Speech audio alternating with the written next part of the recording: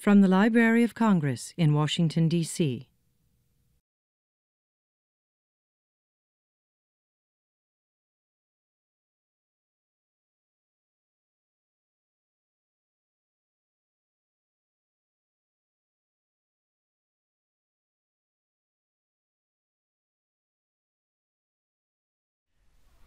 Hi, everyone. Good afternoon. I'm Susan Vita, the Chief of the Music Division. It's my pleasure to welcome you this afternoon to a series of lectures that we co-sponsor with the American Musicological Society, one that features members of the society who have done research in our division's unique collections. It's our hope that other scholars and students will see these presentations and be inspired to visit us and uncover our many untapped treasures. I welcome all of you in the audience today, and I welcome those of you who will watch this on video on the Library of Congress website. We started this series 6 years ago. It seems like only yesterday, but 6 years ago. And past lectures are available to watch on the Library of Congress website. And on webcast page, and on the Library of Congress YouTube channel. Music division staff always enjoy learning about our readers' research, and this lecture series provides a welcome and wonderful opportunity for us to hear about the fruits of their labor. Today's lecture by Dr. Nancy Newman showcases research conducted using our digitized collections. This is kind of a unique first. In this case, sheet music made available via the Library of Congress American Memory Digital History Project. We hope that Dr. Newman's lecture will highlight the Music Division's ever-expanding online presence as we strive to provide more digitized content to our worldwide users. Before we begin, however, I would like to introduce Professor Ann Waters Robertson, Claire Deuce Swift Distinguished Service Professor of Music at the University of Chicago, who will offer greetings from the Society. Ann.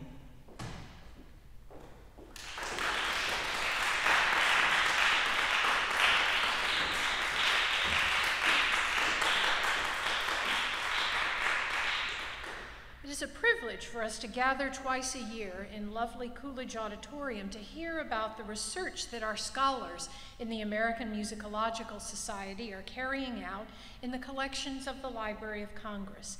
As always, we are enormously indebted to the library and its music division for supporting this work and for providing such a wonderful setting so that these distinguished colleagues can share the fruits of their studies with all of us. Our speaker today is Nancy Newman, whose study of the Germania ensemble, that is her subject today, has shed important light on the connections between art music and popular music in 19th-century America. Professor Newman teaches at the University of Albany, where she's jointly appointed in the Department of Music and the Department of Women's Studies. She herself studied at Roosevelt University in Chicago, took her MA in musicology at the University of Chicago not long after I arrived there in the mid-1980s, and received her PhD from Brown University. She has also taught at Clark University, Wesleyan, and Tufts. Her book, Good Music for a Free People, the Germania Musical Society in 19th-Century America, was published in 2010 by the Eastman Studies in Music series of the University of Rochester Press. For this work, she received subventions from the American Musicological Society and has been awarded many grants in support of her research, including the Dina Epstein Award for Archival and Library Research in American Music. Professor Newman's scholarship deals with American music of the 19th and 20th centuries, ranging widely between instrumental and vocal forms, between orchestral and film music, and encompassing genres from the symphony to the polka. Newman's experience in the important and timely subject of feminism in music spans more than a century. She has focused on several women composers and singers and their careers, from Clara Schumann's piano compositions to the unmistakable voice of Judy Holliday. As testimony to her own musical abilities, Nancy is an accomplished pianist as well as an active performer of electroacoustic music for piano and other keyboards, and she has performed in West African drumming and Indonesian gamelan ensembles. Today, Professor Newman will give us a glimpse into some of her findings on the repertoire and performances of the Germania Society, a musical force to be reckoned with in the mid-19th century and an important precursor to the major symphony orchestras that developed in our nation. Her paper today is entitled, "A Program Not Greatly to Their Credit, Finding New Perspectives on the Germania Musical Society Through the American Memory Sheet Music Collection." Please welcome Nancy Newman.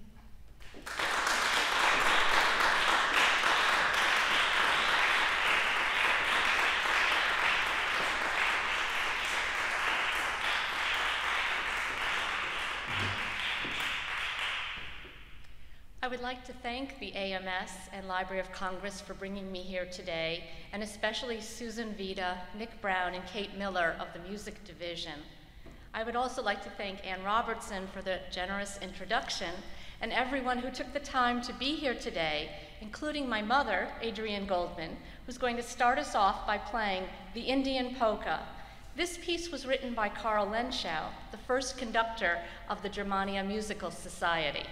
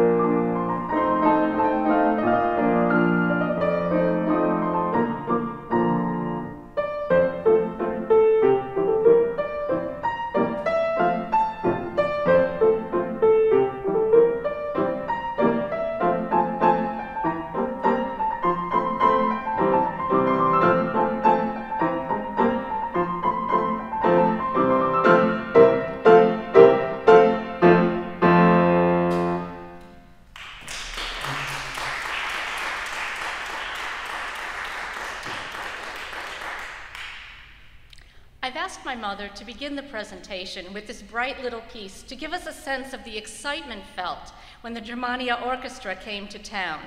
On March 2nd, 1849, the Washington, D.C. newspaper, the National Intelligencer, announced that a solo piano arrangement of Lenschau's newly published Indian Polka was available at William Fisher's music store.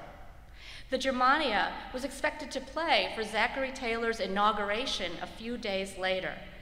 Whether locals read the announcement or saw the Indian Polka on display at Fisher's store, this piece served as advance publicity for the Germania's first visit to the nation's capital.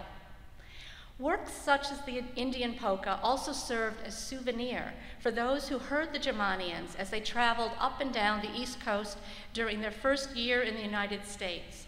The orchestra performed this work at least 8 times that season in New York City, Philadelphia, Baltimore, Providence, and Boston. Although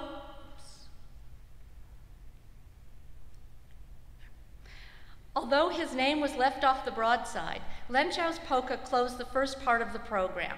His Souvenir de New York Waltz and Panorama of Broadway Potpourri was also performed. Like this program, these concerts sometimes included Beethoven's 5th or 6th symphonies, Mendelssohn's Overture to A Midsummer Night's Dream, and opera overtures.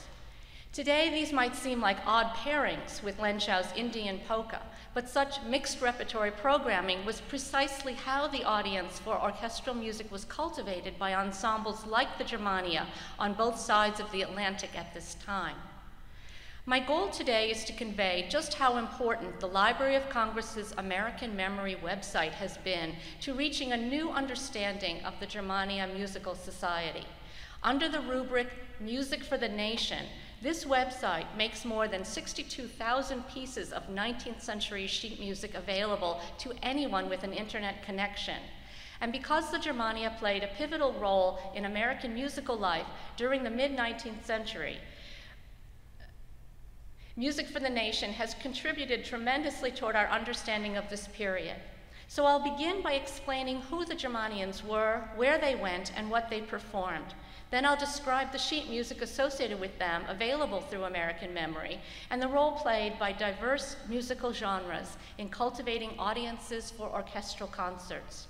Finally, I suggest that the Germania's success on this front can be seen as a reflection of particular contemporary ideological movements.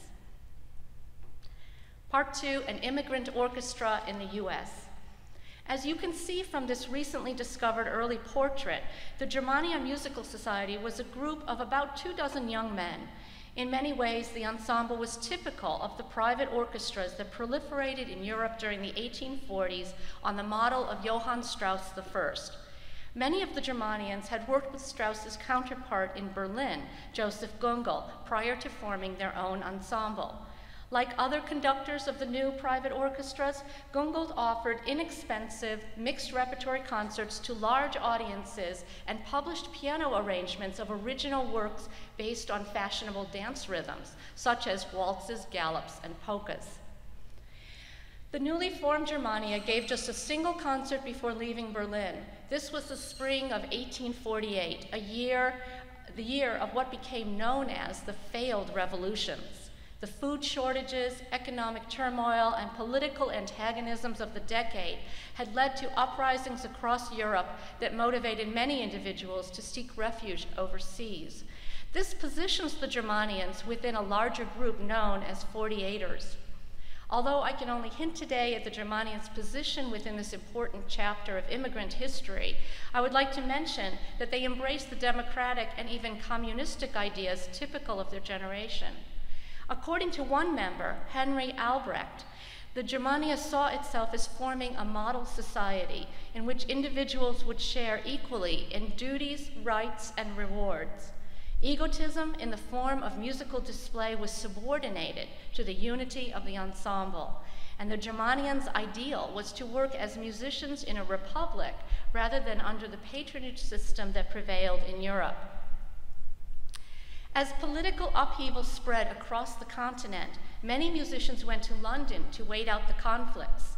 The Germanians spent the summer of 1848 there, performing in a variety of settings for music enthusiasts of all classes, from the Duke of Cambridge to audiences for the extraordinary African-American minstrel dancer, Master Juba, to the estate of the international financier, Lord Baring. Despite these and other interesting opportunities, the Germanians persisted in their goal of reaching the United States. They made their debut in New York that September, rapidly establishing relationships with members of the Philharmonic and other musicians, including fellow 48ers. Finding the field crowded, though, they ventured on to Philadelphia. But after a few months of struggling to attract audiences, they decided to disband. Fortunately, they soon received a request to play for Zachary Taylor's inauguration here in Washington. This was when the Indian polka appeared in William Fisher's music store. I'll have more to say about the inauguration in a few minutes. While the Germanians were in the area, they began offering concerts in Baltimore. These performances were so successful that they decided to make the city their base. Over the next 2.5 years, several lengthy subscription series, special appearances, and return visits to Washington resulted in more than 115 performances. The Germanians also had substantial engagements in New England, upstate New York, and eastern Canada. During this time, Lenschau left the orchestra, and Carl Bergman, who had recently joined as a cellist, was chosen conductor. In autumn 1851, the Germanians relocated to Boston, where they offered an astonishing array of concerts over the next 3 years. Notable premieres included Mendelssohn's complete music for A Midsummer Night's Dream and an entire evening devoted to Wagner's music, the first in America. The Germania regularly accompanied oratorios given by Boston's Handel and Haydn Society, and the two organizations collaborated on the local premiere of Beethoven's Ninth Symphony. Two extensive Western trips included series in Cincinnati, St. Louis, and Chicago. The orchestra was especially well received for bringing the sounds of home to towns that had a substantial German population. Summers were spent in Newport, Rhode Island, where members provided music both formally and informally at the large hotels that served the resort community at that time. The Germanians also worked with many prominent assisting artists, such as singers Henrietta Sontag, Fortunata Tedesco, and Teresa Parodi. The illustrious Jenny Lind attended one of their concerts in Baltimore, a rare event for a celebrity who was mobbed everywhere she went. But her manager, P.T. Barnum, subsequently hired the Germanians to assist her, and they gave about 30 performances together on the East Coast. The Germanians also worked with touring European virtuosi, such as pianist Alfred Jael and violinist Oli Bull, Mishka Hauser, and the child prodigy Camilla Urso. The Germania Musical Society was a tight-knit group that shared many notable experiences, both hardships and triumphs. In September 1854, the 14 remaining original members decided to go their separate ways and dissolve the ensemble. The reasons for this are undoubtedly numerous, but what we do know is that all told, the Germania gave nearly 900 concerts during its 6 years together. In his memoir, Henry Albrecht writes that the orchestra had, quote, stirred the souls of over 1 million people through the magic sounds of its orchestral music. The Germania's intense schedule, longevity, and musical accomplishments make it the most influential traveling orchestra of mid-century America. Many civic ensembles were begun on its model. A direct line can be traced from the Germania to the Philadelphia and Boston Symphony Orchestras decades later. Quite a few individual members continued to make substantial contributions to American musical life, including Carl Lenschow, who became director of the Baltimore Liederkranz and Washington area Columbia Music Association Orchestra, Carl Bergman, conductor of the New York Philharmonic for 2 decades, Henry Albrecht, compiler and curator of the music library that became the foundation of the New York Public Library's Drexel collection, William Schulze, first violinist of the Mendelssohn Quartet Club and director of Syracuse University's newly founded music department, Carl Sentz, co-founder of Philadelphia's Germania Orchestra, and Carl Zeran, longtime conductor of several major organizations in New England, including the Handel and Haydn Society, the Harvard Musical Association Orchestra, and the Worcester Music Festivals, which he directed through 1898. As his partial list indicates, the Germania's legacy in America was enduring. And nearly all of those mentioned published piano sheet music that's available today through American Memory. Part 3, Understanding the Music. Despite the Germania's significance, precise knowledge of its repertory was lacking until I undertook this study. My book, Good Music for a Free People, includes an analysis of the Germania's programming during their 6-year concert tour. Gathering information on the orchestra's programs was a lengthy process, as it was largely buried in libraries and archives in the form of ephemera, such as broadsides and newspaper advertisements. There seemed to be little significant writing on the orchestra except for Henry Albrecht's short memoir, which was in German, and an article that appeared in Musical Quarterly in 1953. Author H. Earl Johnson rightly lauded the Germania's numerous premieres of important European works, many of which he documented in a later book, First Performances in America. Johnson paraphrased Albrecht's description of the orchestra's mission, which was, quote, to inflame and stimulate in the hearts of these politically free people love for the fine art of music through numerous performances of our greatest instrumental composers, such as Bach, Haydn, Mozart, Beethoven, Spohr, Mendelssohn, Schumann, as well as Liszt, Berlioz, Wagner, and so forth. I can add that and so forth included Franz Schubert and Nils Gade. Johnson also emphasized that the Germanians offered Americans numerous local premieres as well as repeat hearings of many works that subsequently entered the standard repertory. At the same time, he created the impression that this was mainly what the Germania played or should have played. For example, he dubbed their first Baltimore concert a program not greatly to their credit for its mix of miscellaneous pieces. Furthermore, his discussion gives the impression that performing lighter works such as waltzes and polkas was uncongenial to the Germanians themselves. Let me describe an especially important example of that. In Lawrence Levine's 1988 book, Highbrow Lowbrow, The Emergence of Cultural Hierarchy in America, the Germanians are depicted as struggling against spectacle, as striving to concentrate on the music rather than the performance. Levine positions the Germania at the turning point in the transition from the early 19th century's shared public culture to the sacralized and exclusionary attitudes of the century's final decades. But his claim is that the Germanians were, quote, forced to perform an eclectic repertory to survive and had to play before audiences that frequently behaved as they would have in beer halls. They also performed in settings for which their European background had not fully prepared them. Now there is a challenge. Were Americans really so backward? In what sense were the Germanians forced to play certain works? Were they compromised by performing an eclectic repertory?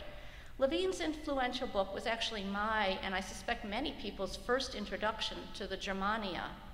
Spurred on by his claims, I eventually came to the realization that the orchestra's activities actually fit better with his theory of shared public culture than he could have possibly realized. But in the pre-internet 1980s, all he had was Johnson's description.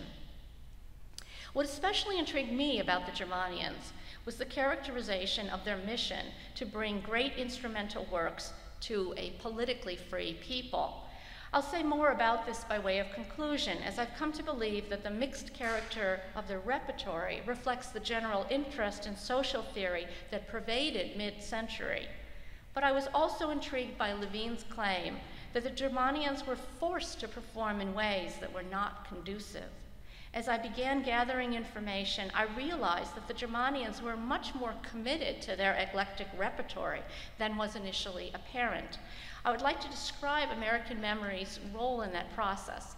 But first, let me return to the program that was not greatly to their credit. The orchestra's first performance in Baltimore in March 1849. A list of works was published in newspaper advertisements, which you can see here. Although it's true that this concert did not include any symphonic works, it did offer 2 opera overtures and 3 variation sets featuring soloists from the orchestra. It also included 4 selections by Lenschau, 3 of which were associated with the inauguration just a few days earlier. There was a festival march dedicated to General Zachary Taylor, the Baton Rouge Waltz dedicated to the First Lady, and the Betty Polka written in their daughter's honor. Over the next week, the Germanians mingled Beethoven's 3rd, 5th, and 6th symphonies with these and other larger works.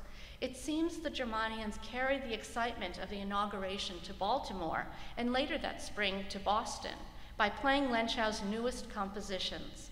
But these alternated with longer, more demanding pieces as the Germanians showed audiences the full range of their musicianship. This also allowed them to cultivate listeners at different levels of interest and preparation. It was a strategy that can be traced through their 6-year concert tour through careful examination of the repertory.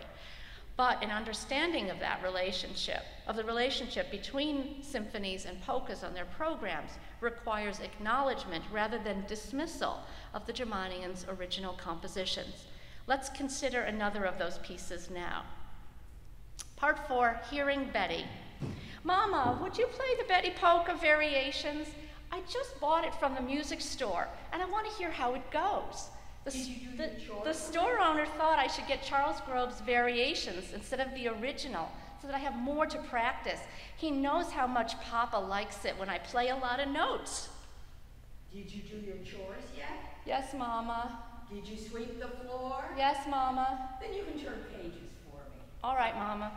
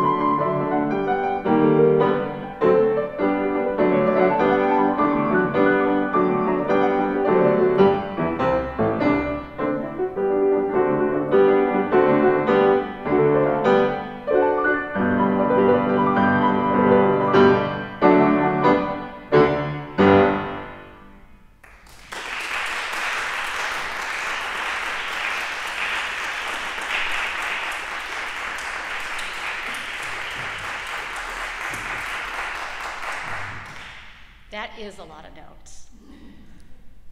As scholars such as Judith Tick and Ruth Soley have described, women supplied much of the musical labor found in 19th century domestic circles, from daughters playing favorite pieces when fathers and brothers returned from work, to hymns for private worship and consolation during times of stress, to dance and song accompaniments for family gatherings. Women at the piano were, as Ruth Soley observes, the family entertainment center. The Betty Polka was one of at least 125 pieces by Germania members and their manager intended to facilitate anticipation or recollection of the orchestra through music making at home. Like the Betty Polka, many of these pieces had female names in the title. Even more were dedicated to women, either individually or in groups. The Indian polka, for example, was dedicated to the ladies of Philadelphia. As I've described in a recent article, the Germania's cultivation of female audiences and performers is an important chapter in the evolving gender relationships of mid-19th century musical life. The Betty Polka occupies an especially interesting place in the Germania's activities. Having been invited to perform for the National Inauguration Ball, given without distinction of party, Lenschow composed several works in honor of the president's family. The tailor's youngest daughter, Betty, had recently married Colonel William Bliss, who had served under Taylor during the Mexican War, and after whom Fort Bliss was later named. Betty Bliss took over many of the duties of White House hostess from her reclusive mother. Lenschow named his polka for and dedicated it to the 22-year-old Mrs. Colonel Bliss. But instead of putting the prominent beauty's picture on the cover, it was published with the portrait of Lenschow we saw earlier. This was, of course, an excellent way to advertise the orchestra. And doing so was especially important because Joseph Gungel, who had been visiting the United States since the previous autumn, was headlining the main event, the Whigs' grand inauguration ball. The press printed his entire program, half of which were his own works. Gungel dedicated the evening's performance in the American edition of his Dream on the Ocean waltz to Betty. As the newspapers reported, President Taylor, Vice President Millard Fillmore, and their entourage visited both Gungel and the Germania during the festivities. The Germanians performed Lenschau's Betty Polka on at least 5 of their own concerts in Washington, Baltimore, and New England that spring. Lenschau's arrangement for solo piano was published by George Willig of Baltimore, who also made an arrangement for 4 hands available. Willig published Grobe's Variations, which we just heard, the following year, 1850. The pianist Charles Grobe was an extremely prolific composer. American Memory lists more than 550 items under his name. The Betty Polka Variations was his opus 147.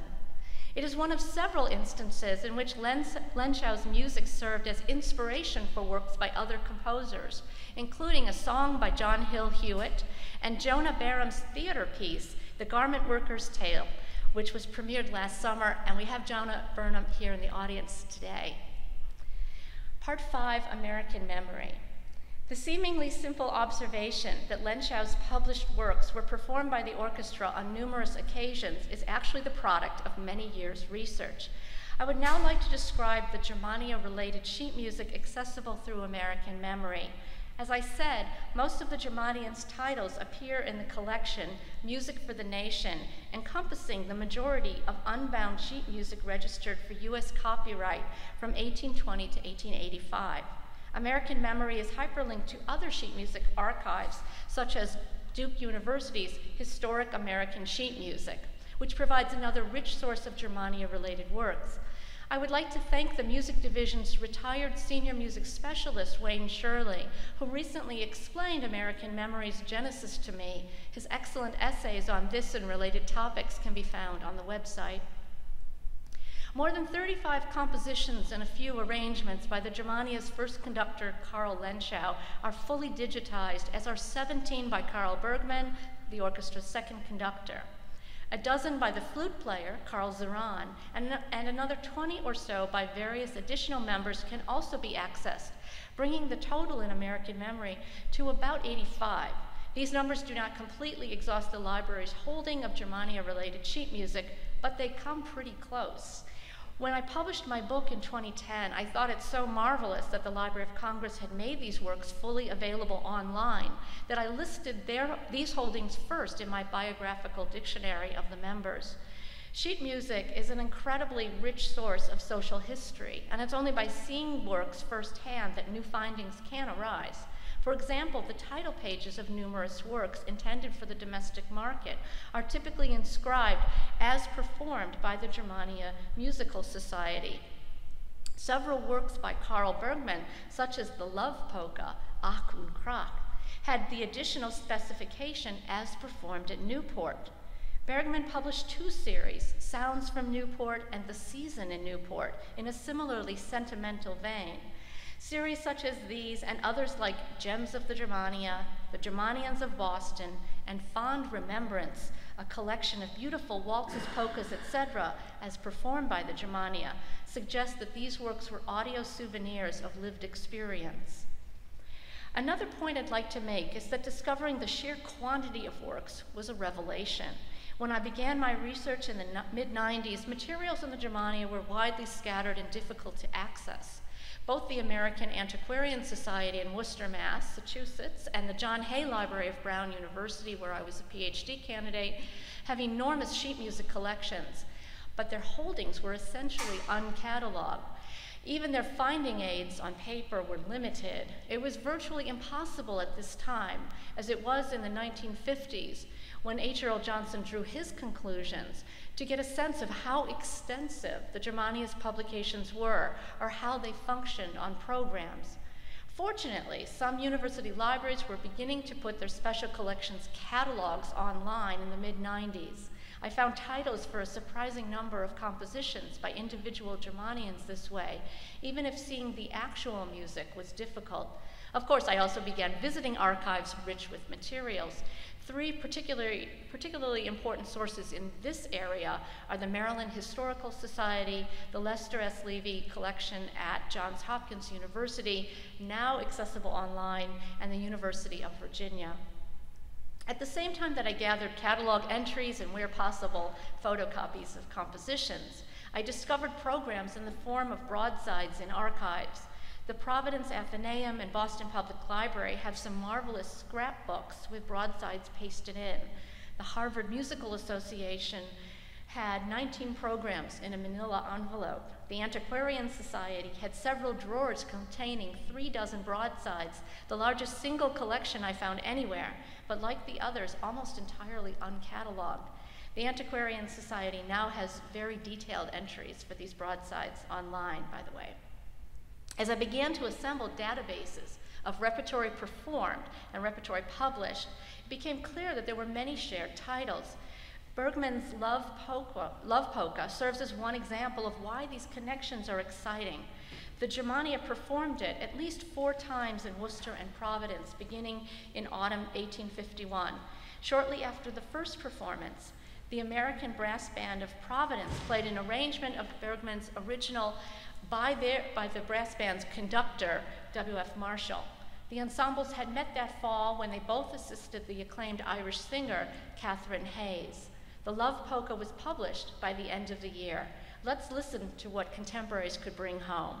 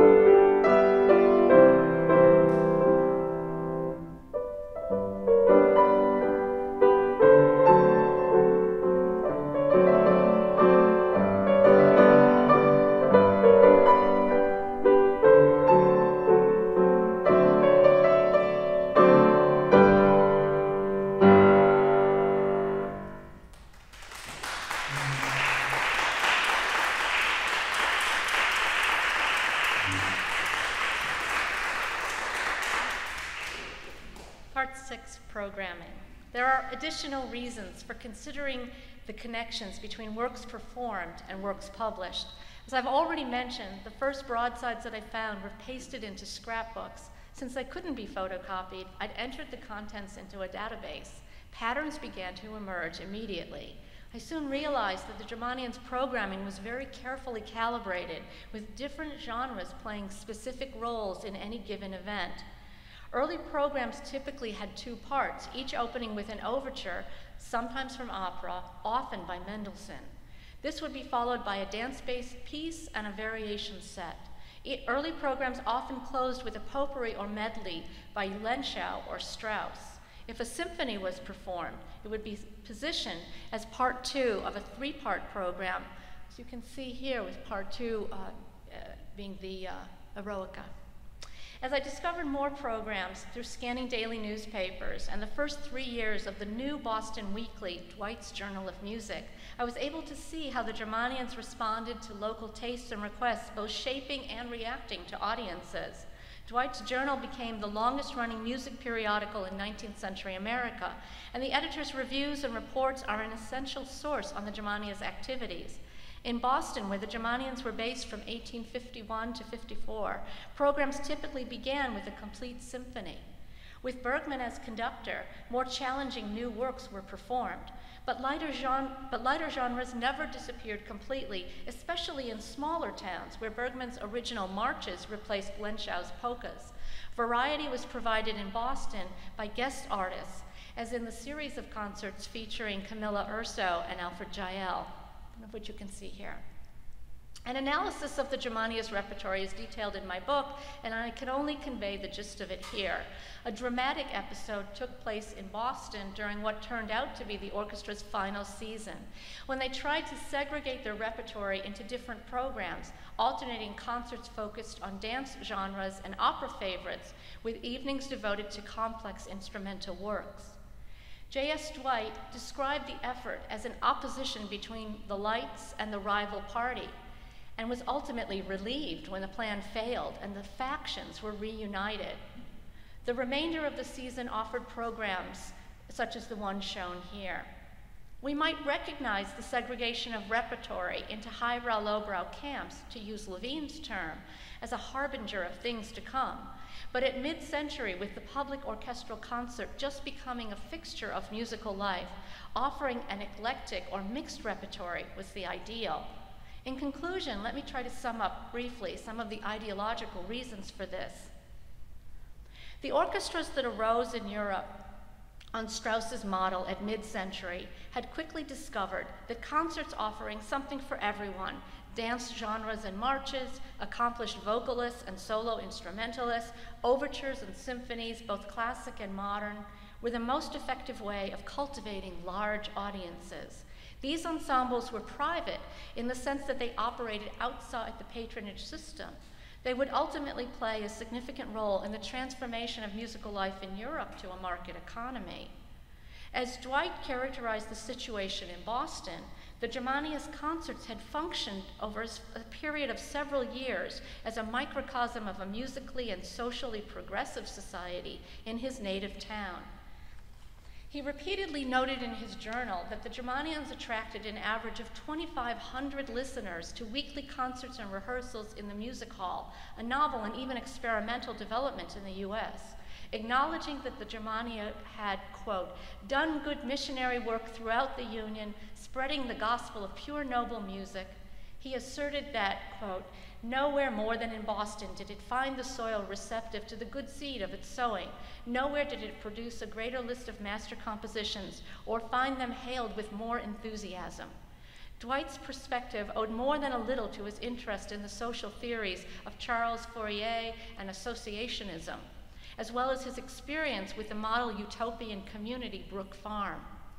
Henry Albrecht's perspective was similarly inflected by his lifelong interest in the social utopian Etienne Cabet. He even went to live for a while in Cabet's community, Icaria, in Nauvoo, Illinois.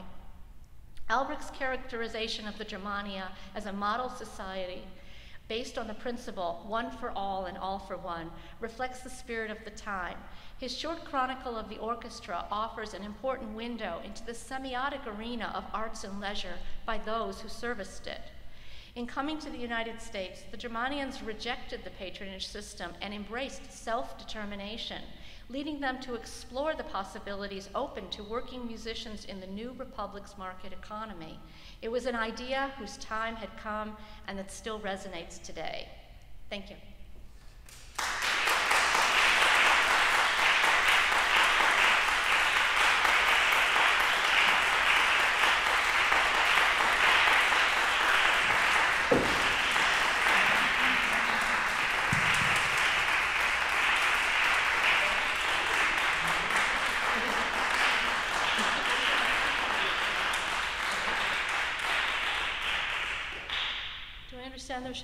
There might be some questions or comments from the audience.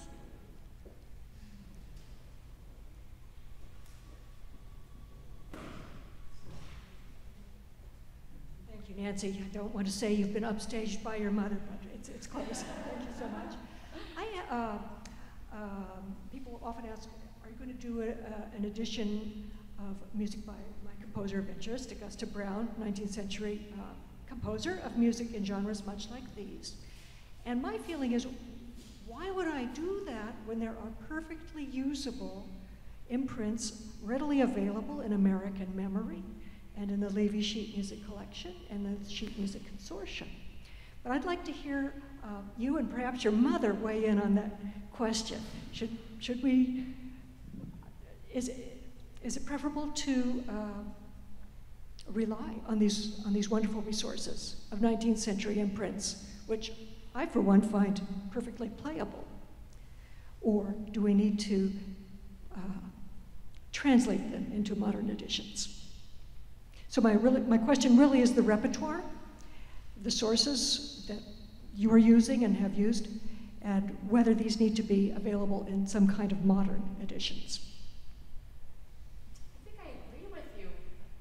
I agree with you on that, that if they are in perfectly usable form, that there really isn't the necessity for that. On the other hand, to put them in context, there certainly is room for supplementary material that explicates, contextualizes, all sorts of things like that. So, but then again, you still can point people to readily available sources, and of course we can't always count on things that are online to stay online. And so unless you know that you've got something like the Library of Congress behind the work, it's a little bit harder to count on that, say, for future generations and for permanent accessibility. Of course, there are things like archive.org that are doing something comparable, well, I won't say comparable to the Library of Congress, but are trying to overcome that problem.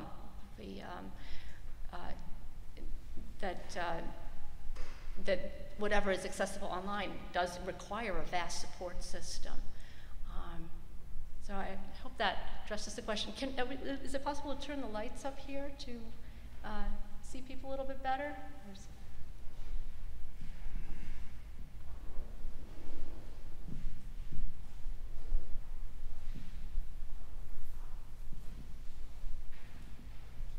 Does that respond to your question?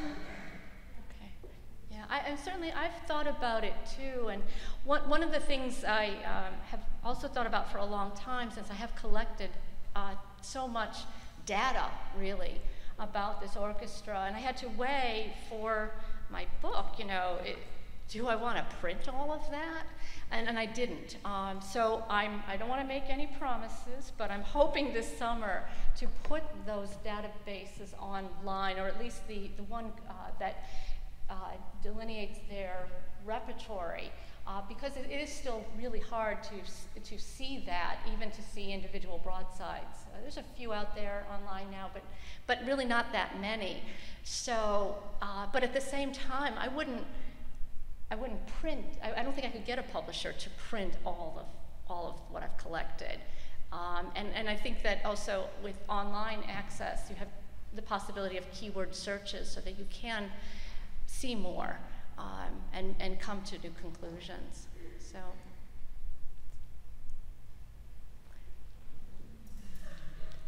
Is there, Jonah, would you like to make yourself known?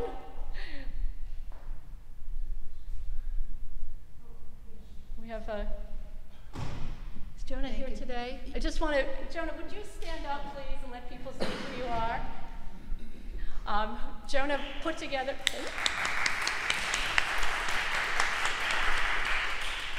Jonah was involved in providing music for a performance artist's puppet show, essentially, a one-woman puppet show called The Garment Worker's Tale. And he wanted to begin with some period music as the basis for his own score for the performance. And so I pointed him to the American Memory Collection so he could spend some time in it and get a feel for the music of mid-century. And so that's something you can actually see a performance on YouTube now, The Garment Worker's Tale. Hello. Yeah, thanks for the wonderful presentation. And yeah, your work was invaluable in pointing me in that direction. It was sort of fortuitous that a lot of those collections were in Baltimore, where I live, and so does Valeska Popolo, who is the performer in that puppet theater production. But I was curious if you could talk a little bit more about the background that Lenschow is composing from, because one of the things we noticed, me and my co-composer Patrick McMinn, is we sort of looked at this collection of things and picked out different motifs, and there's quite a range of material. Some of it is a little schlocky, you might say, and then some of it's a little more sophisticated. So it was kind of interesting to navigate that and find something that could hold up today and not just sound completely cloying. But could you talk a little bit more about, how Lenschow saw his own work and, what sort of musical materials he's drawing on? Yeah, well, I wish I knew more about that. I can really only second guess about how he, even where his training was, because not a lot is known about these individual musicians. Carl Bergman a little more than Lenschow. They were really rank and file musicians who came here with a very specific goal, and they, through very hard work, achieved a great deal. So I don't really know much about his training kind of beyond what you would see in my book. He got very involved with choral music, directed the Liederkranz after this, and did write a variety. He continued publishing these polkas and lighter piano pieces even after the Germania broke up. So again, I see a stronger commitment to that kind of music than one might think, because he also was rehearsing the ensemble to play all the Beethoven symphonies. But I think that, to second guess the man, right? That, in other words, moving between these, what we might see as really distinct worlds, was more fluid. And that it was at some level worth his time and interest. As the Germanians, for example, played the overture to A Midsummer Night's Dream, from all accounts, something like 1,000 times. Now that's a wonderful, sophisticated work, but maybe they got a little tired of that too, So so novelty has its place, and maybe some, seemingly simpler works. When you think about how many pieces we listen to today in our popular culture that are just the primary chords, it might put some of this in context, even if it doesn't resonate in our time the way that a rock and roll song would resonate today for us, but it might be using very same basic structures. So I think that we want to take into consideration questions of value and the enduring quality of works, but we shouldn't be blinded by that either. We shouldn't be too narrowly preoccupied with that. Anyone? Hi, Nancy. Is this on? Yeah, thank you. Very cool. Thank you. Thank you both. You said 125 pieces by the Germanians, and this, I guess, segues from the last question then.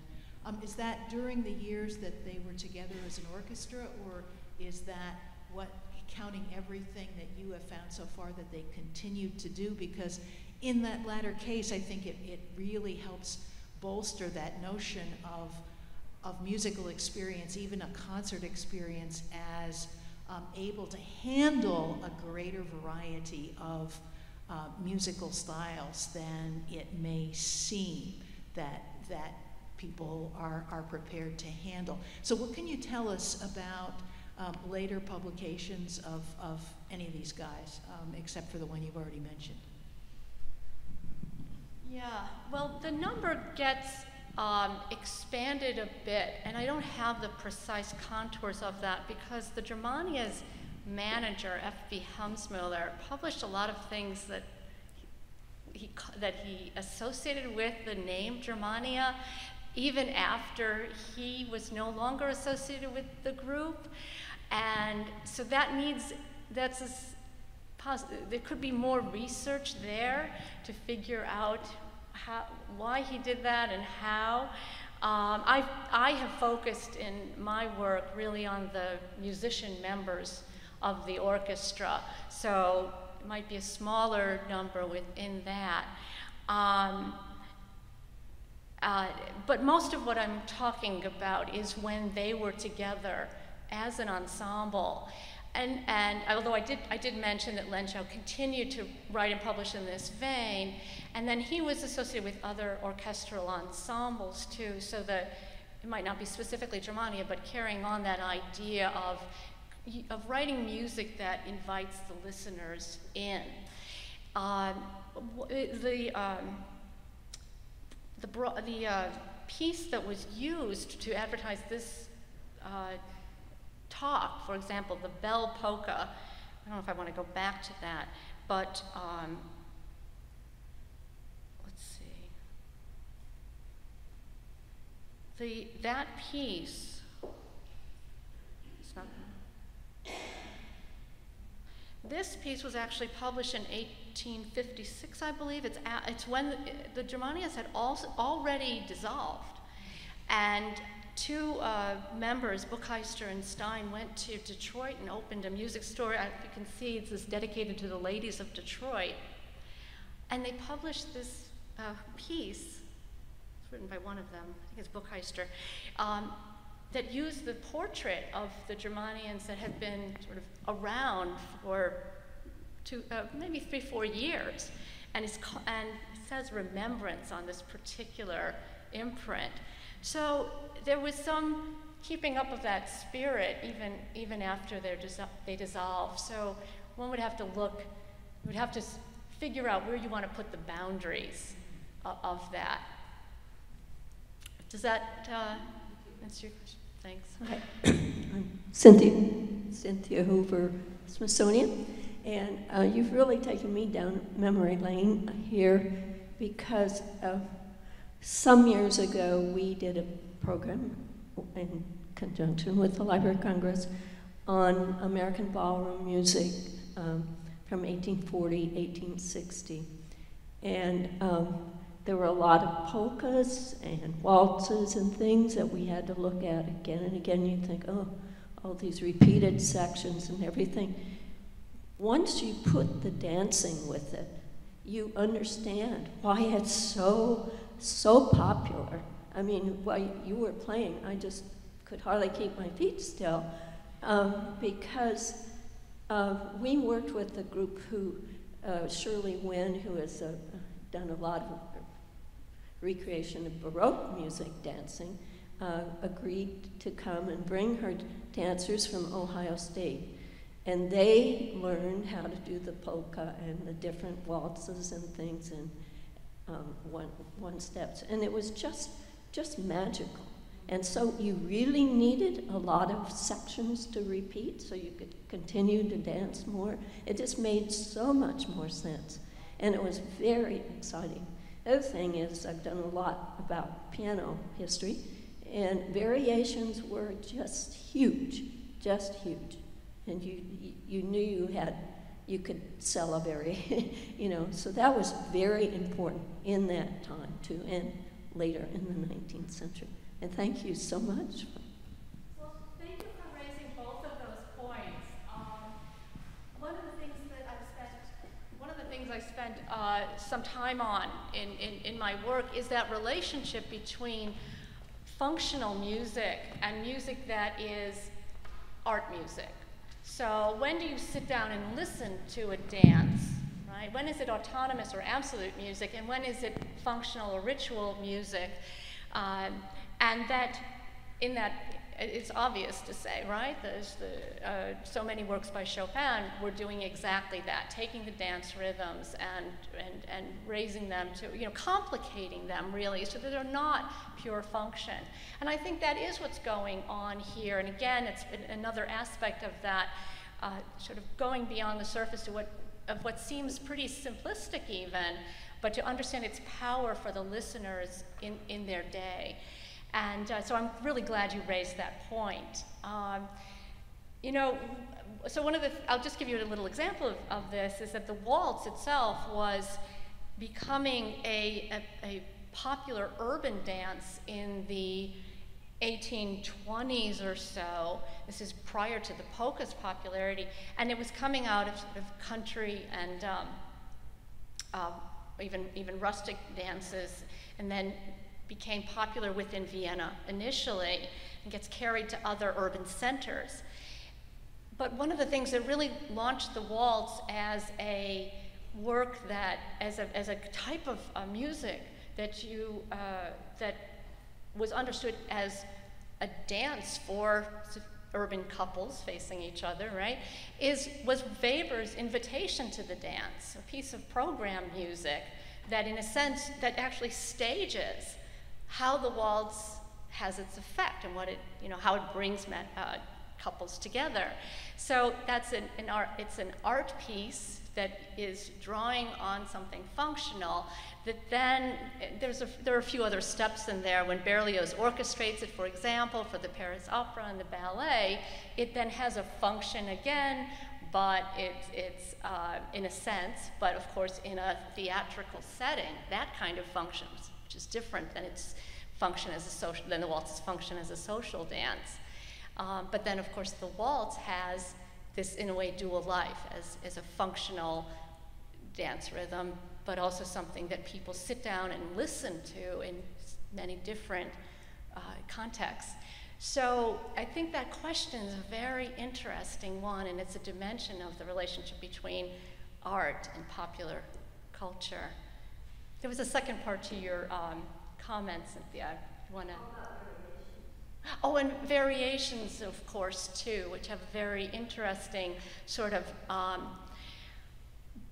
back and forth between the domestic circle that challenged players at home and kept their interest, and then also the way that they operated on the concert stage, even with some performers including improvisation on well-known tunes and things like that.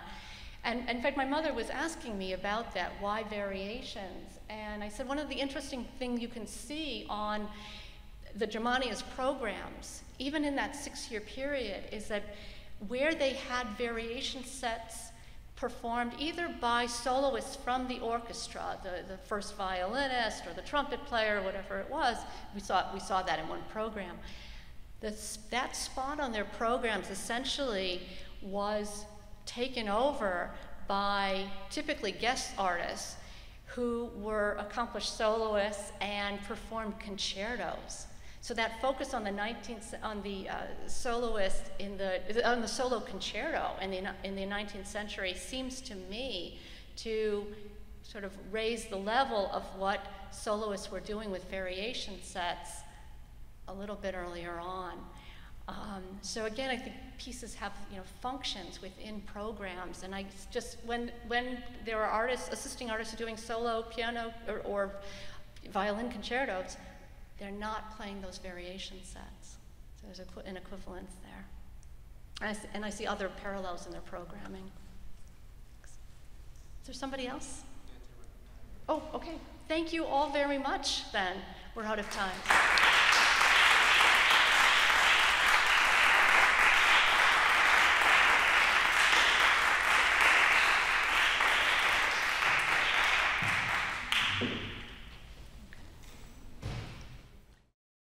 This has been a presentation of the Library of Congress. Visit us at loc.gov.